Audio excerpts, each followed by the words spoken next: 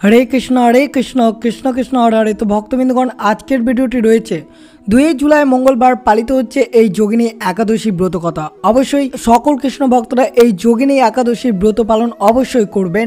আর অবশ্যই এই যোগিনী একাদশীর দিন অবশ্যই বিষ্ণুকে যদি একটিবার এই তুলসী পাতা অর্পণ করতে পারেন তাহলে অবশ্যই আপনার সকল মনস্কামনা পূর্ণ হবে এবং আপনার একাদশী অর্থাৎ যোগিনী একাদশীর ব্রতের সম্পূর্ণ ফলাফল পাবেন, অর্থাৎ 88,000 ব্রাহ্মণকে খাওয়ানোর পুণ্য লাভ আপনারা পেয়ে যাবেন। তো অবশ্যই জানবেন যে কিভাবে আপনারা বিষ্ণু অর্থাৎ নারায়ণকে তুলসী পাতা অর্পণ করবেন এই যোগিনী একাদশী তিথিতে। অবশ্যই ভিডিওটি আপনার জন্য অনেক গুরুত্বপূর্ণ হতে চলেছে, তাই অবশ্যই ভিডিওটি শুরু থেকে শেষ পর্যন্ত ভক্তি সহকারে শ্রবণ করবেন এবং চ্যানেলে নতুন হয়ে থাকলে দয়া করে চ্যানেলটিকে সাবস্ক্রাইব করবেন, লাইক করবেন, কমেন্টে ভক্তি ভালোবাসার শ্রদ্ধা দিয়ে জয় শ্রীকৃষ্ণের জয় লিখে দিতে ভুলবেন না। অবশ্যই ভিডিওটি শুরু থেকে শেষ পর্যন্ত ভক্তি সহকারে শ্রবণ করুন। তো শুরু করা যাক আজকের ভিডিওটি। হিন্দু ক্যালেন্ডার অনুসারে যোগিনী একাদশী অন্যতম গুরুত্বপূর্ণ একাদশী। একাদশী প্রায় আংশিক উপবাসের পবিত্র দিন হিসেবে গণ্য করা হয়। শুক্লপক্ষের একাদশী এবং কৃষ্ণপক্ষের একাদশী হলো দুটি একাদশী যা প্রতি বছর যোগিনী একাদশী কৃষ্ণপক্ষের আষাঢ় মাসে পড়ে। যোগিনী একাদশী বৈদিক চন্দ্র ক্যালেন্ডার অনুসারে প্রতিটি অর্ধ মাসের একাদশ দিন। প্রতি মাসে দুটো একাদশীর দিন হয়ে থাকে।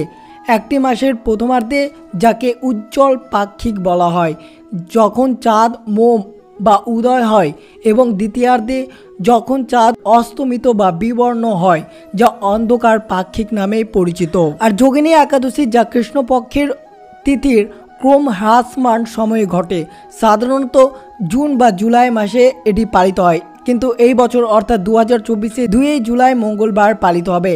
নির্জলা একাদশীর পরে আসে এই যোগিনী একাদশী যা শুক্লপক্ষের জ্যৈষ্ঠ মাসে হয় এবং দেবশয়নী একাদশীর আগে শুরু হয় এই যোগিনী একাদশীটি। যে সকল কৃষ্ণ ভক্তরা এই যোগিনী একাদশী ব্রত পালন করবে তারা অবশ্যই যোগিনী একাদশীর দিন শ্রী হরি ভগবান নারায়ণ ভগবান বিষ্ণুর অন্য একটি নাম পুজো করা হয়। দিনটি ভক্তদের জন্য তাৎপর্যপূর্ণ যারা বিশ্বাস করেন যে যোগিনী একাদশী ব্রত বা উপবাস তাদের জীবনে সমৃদ্ধি এবং আনন্দ দেয়। যেহেতু এই উপবাস বছরের মাত্র একবার হয়, তাই যারা এটি পালন করেন তারা 88,000 ব্রাহ্মণকে খাওয়ানোর সমান পুণ্য লাভ করেন। পদ্মপুরাণ অনুসারে যারা ধর্মীয়ভাবে যোগিনী একাদশীর আচার পালন করেন তারা জীবনের অর্থপূর্ণ পরিবর্তন করতে পারেন। অবশ্যই আপনারা 2 জুলাই মঙ্গলবার থেকে এই যোগিনী একাদশী ব্রত পালন অবশ্যই করবেন এবং পালন করতে হবে 3 জুলাই বুধবার।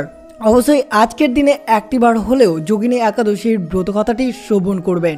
অবশ্যই সকল কৃষ্ণভক্ত 2 জুলাই মঙ্গলবার যোগিনী একাদশীর দিন, আর এই দিনে আপনাদেরকে খুব ভোরে ঘুম থেকে উঠে অবশ্যই পবিত্র স্নান করবেন। কি করবেন? 1 বালতি জলে অবশ্যই গঙ্গা জল মিশিয়ে আপনারা স্নান করবেন। এরপর ওম নমো ভগবতে বাসুদেবায় নমঃ মন্ত্রটি অবশ্যই জপ করবেন বিষ্ণু ঠাকুরকে স্মরণ করে এবং শুদ্ধ বস্ত্র পরিধান করবেন। এরপর আপনারা অবশ্যই বিষ্ণুকে পুজো প্রার্থনা করতে হবে, পাশাপাশি ধূপকাঠি মোমবাতি বা তুলসী পাতা আনতে হবে। উপবাস সম্পূর্ণ করতে হলে অবশ্যই এই দিনে যোগিনী একাদশীর গল্প পাঠ করতে হবে, দেবতাদের আরতি করতে হবে, তারপর পবিত্র খাবার প্রসাদ অর্থাৎ সবাইকে বিতরণ করতে হবে। এই শুভ দিনে দেবতাদের ঐশ্বরিক আশীর্বাদ পেতে যোগিনী একাদশীর উৎসবের সময় ভক্তদের অবশ্যই ভগবান বিষ্ণুর মন্দিরে উপস্থিত হতে হবে। আর এই যোগিনী একাদশীর দিন কিভাবে বিষ্ণুকে তুলসী পাতা অর্পণ করবেন যার ফলে আপনারা 88,000 ব্রাহ্মণের খাওয়ানোর পুণ্য লাভ খুব সহজেই গ্রহণ করবেন, অবশ্যই জানবেন বিষয়টি আপনার জন্য অনেক গুরুত্বপূর্ণ। যদি আপনারা এই যোগিনী একাদশীর ব্রত করবেন তো হিন্দু ধর্মে তুলসী গাছকে অত্যন্ত শুভ বলে মনে করা হয়। এই গাছকে প্রত্যেক দিন পুজো করা হয়। অনেকেই বিশ্বাস যে এই যোগিনী একাদশী অর্থাৎ বছরে 24টি একাদশীর মধ্যে প্রত্যেকটি একাদশীর দিনে তুলসী গাছের পুজো করা অবশ্যই প্রয়োজনীয়। তুলসী গাছে মা লক্ষ্মী বাস করেন, তাই যে বাড়িতে তুলসী গাছ থাকে সেই বাড়িতে দেবী লক্ষ্মী ভগবান বিষ্ণুও থাকেন। তাদের কৃপা সেই পরিবারে সব সময় সুখ বজায় থাকে। দেবতাদের তুলসী পাতা নিবেদন করলে আপনার জীবনে সুখ বজায় থাকবে এবং প্রতিটি কাজে সফল হবে।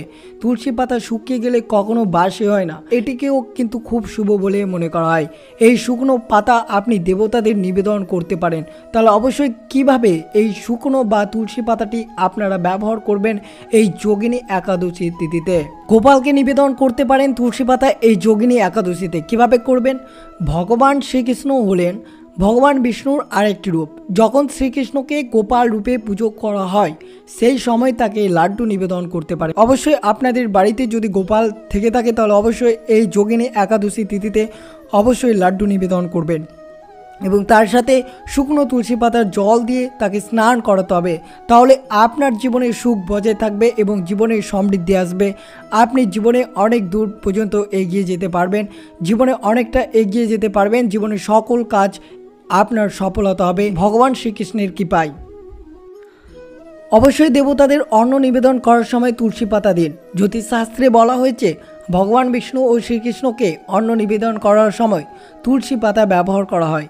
জ্যোতিষশাস্ত্র অনুসারে তুলসী পাতা আপনার ঘরে প্রায় 15 দিন রাখতে পারেন। মনে রাখবেন তুলসী পাতা কখনো বাসি হয় না, এই পাতাকে খুবই শুভ বলে মনে করা হয়। এটি করলে আপনার আর্থিক উন্নতি হবে। অবশ্যই যোগিনী একাদশীর দিন এই ক্রিয়াকলাপটি করতে পারেন। আপনি যদি কখনো অর্থ সংকটে ভোগেন, তা থেকে মুক্ত পেতে চান, তাহলে লাল রঙের কাপড়ে শুকনো তুলসী পাতা বেঁধে আপনার মানি ব্যাগে রাখুন। এটি করলে মা লক্ষ্মীর বিশেষ আশীর্বাদ পাবেন। এতে আপনার কখনো অর্থের অভাব হবে না, জীবনে সাফল্য আসবে, প্রত্যেকটি কাজে আপনি সফলতা পাবেন। যদি আপনার বাড়িতে বাস্তু ত্রুটি থাকে বা নেতিবাচক শক্তিতে ভরে যায়, তাহলে একটি পাত্রে অবশ্যই আপনি এই যোগিনী একাদশী তিথিতে শুকনো তুলসী পাতা বা গঙ্গা জল মিশিয়ে সারা ঘরে সেই জল ছিটিয়ে দিবেন। এতে আপনার বাস্তুদোষ দূর হবে এবং বাড়ি থেকে নেতিবাচক শক্তি খুব সহজেই বিদায় নেবে এবং ইতিবাচক শক্তি বাড়িতে প্রবেশ করবে। আপনার জীবনে সাফল্য আসবে এবং আপনি সকল প্রকার কাজে সফলতা অর্জন করবেন। পরিবারের সকল সদস্য সকলের সঙ্গে ভালোভাবে থাকতে পারবেন। আর অবশ্যই এই বিষয়টি মনে রাখবেন, একাদশীর দিন তুলসী গাছে জল দেওয়া হয়, অর্থাৎ তুলসী গাছে জল দেওয়া যাবে এই একাদশী তিথিতে নাকি দেওয়া যাবে না। শাস্ত্রের মতে বাড়িতে তুলসী গাছ লাগিয়ে প্রতিদিন জল দেওয়ার প্রথা প্রাচীন কাল থেকে চলে আসছে। তবে এমন কিছু দিন আছে যখন তুলসী গাছে জল দেওয়া নিষিদ্ধ। এই দিনগুলো হচ্ছে রবিবার এবং একাদশীর দিন। একাদশীর দিন অর্থাৎ যে দিনে একাদশী ব্রত পালন করবেন সেই দিনে ভুল করেও তুলসী গাছে জল দেবেন না। এমনটা বিশ্বাস করা হয় যে রবিবার বা একাদশীর দিন তুলসী গাছে জল দিলে তা নষ্ট হয়ে যেতে পারে। তো অবশ্যই জানুন এর পিছনে কী মাহাত্ম্য রয়েছে। হিন্দু ধর্মাবলম্বী সকল প্রকার ধর্মীয় ও শুভ কাজে তুলসী গাছ ব্যবহার করেন। প্রতিদিন তুলসী গাছে জল দেওয়া বেশ উপকারী বলে মনে করা হয়। যাই হোক, আপনি রবিবারে জল এড়ানো উচিত। এর কারণ এটা বিশ্বাস করা হয় যে দেবী তুলসী রবিবার ভগবান বিষ্ণুর জন্য উপাসনা করেন এবং এই দিনে তাকে জল নিবেদন করলে তার উপবাস ভেঙে যায়। এমনটা বিশ্বাস করা হয় যে আপনি যদি রবিবারে তুলসী গাছে জল নিবেদন করেন তাহলে নেতিবাচক শক্তি আপনার বাড়িতে বাস করবে। এর কারণে আপনার জীবনে কিছু সমস্যার সম্মুখীন হতে পারে। তাই দেবী লক্ষ্মীও ক্রুদ্ধ হন। তাই অবশ্যই রবিবারে আপনারা কোনো মতেই জল নিবেদন করবেন না এই তুলসী গাছে। আর অবশ্যই এই বিষয়টিও মনে রাখবেন যে একাদশীতে কেন জল দেওয়া উচিত নয়। শাস্ত্রে বলেছে যে কথিত আছে যে একাদশীতে বিষ্ণুর রূপ শালিগ্রামের সঙ্গে দেবী তুলসীর বিয়ে হয়েছিল। দেবী উত্থান একাদশীতে সকল আচার অনুষ্ঠানের মধ্যে দিয়ে তাদের দুইজনের বিবাহ হয়েছিল। এটাও বিশ্বাস করা হয় যে একাদশীতে দেবী তুলসীর উপাসনা করেন এবং এই দিনে জল নিবেদন করলে উপবাস ভেঙে যায়, অর্থাৎ এই দিনে দেবী তুলসীও একাদশী উপবাস করে থাকেন। তাই এই দিনে আপনারা অবশ্যই মনে রাখবেন তুলসী গাছে জল দিলে তার ব্রত নষ্ট হয়ে যায়। এর ফলে তুলসী দেবী রুষ্ট হন, এর ফলে আপনার জীবনে অশান্তি নেমে আসতে পারে। তাই সতর্ক থাকবেন, একাদশীর দিন তুলসী গাছে জল কোনো মতেই দেওয়া যাবে না। অবশ্যই যোগিনী একাদশীর দিন এটি কাজ অবশ্যই করতে পারেন। পালনের দিন একটি পিতলের পাত্রে জল ভরে 4 থেকে 5টি তুলসী পাতা যোগ করুন। এটি আলাদা করে রাখুন। এটি সারা রাত থাকতে দিন এবং সকাল হলে প্রধান দরজায় জল ছিটিয়ে দিন। এটি করলে নেতিবাচকতা আপনার ঘর ত্যাগ করবে এবং ইতিবাচকতাকে থাকতে দেবে। অবশ্যই বৃহস্পতিবার তুলসী গাছে কাঁচা দুধ অর্পণ করলে আপনার সমস্ত ইচ্ছা পূরণ হবে এবং আপনার ঘর সুখ সমৃদ্ধিতে ভরে উঠবে। আর অবশ্যই যোগিনী একাদশীতে যখন আপনারা বিষ্ণুর ভোগে অর্থাৎ শ্রীকৃষ্ণের ভোগে তুলসী পাতা অর্পণ করবেন, অবশ্যই মহামন্ত্রটি জপ করবেন এবং পারলে অবশ্যই 108 বার ওম নমো ভগবতে বাসুদেবায় নমঃ মন্ত্রটি জপ করতে হবে আপনাকে এই যোগিনী একাদশী তিথিতে। অবশ্যই জানবেন কেন শ্রীকৃষ্ণকে তুলসী পাতা অবশ্যই ভোগে নিবেদন করতে হয়। আমাদেরকে একটি সহজ ভাষায় বলা হয় যে একটি নির্দিষ্ট দেবতাকে নিবেদিত একটি নির্দিষ্ট পদার্থ সেই দেবতার প্রিয়।